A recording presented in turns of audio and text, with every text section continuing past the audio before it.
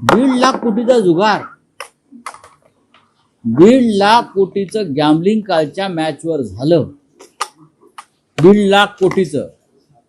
आणि अधिकृतपणे कालच्या सामन्यातला 1,000 कोटी रुपये पाकिस्तान क्रिकेट बोर्डाला मिळाले. आणि 1.5 लाख कोटी जुगारातले किमान 25,000 कोटी पाकिस्तानात गेले.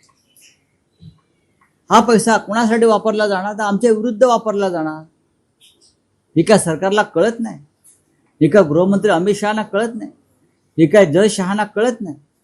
हे भारतीय क्रिकेट बोर्डाला कळत नाही? सुनील गावस्कर यांनी काल सांगितलं. गावस्कर काय म्हणाले का? सुनील गावस्कर काल म्हणाले की भारतीय क्रिकेट संघाची खेळण्याची इच्छा नसली तरी सरकारने खेळायला भाग पाडलं, सरकारने परवानगी दिली. सरकारने जर हा सामना खेळायला परवानगी दिली नसती तर भारतीय क्रिकेट संघ खेळला नसता. हे सुनील गावस्कर सारखा एक टोलेजंग क्रिकेटपटू सांगतो. लक्षात घ्या.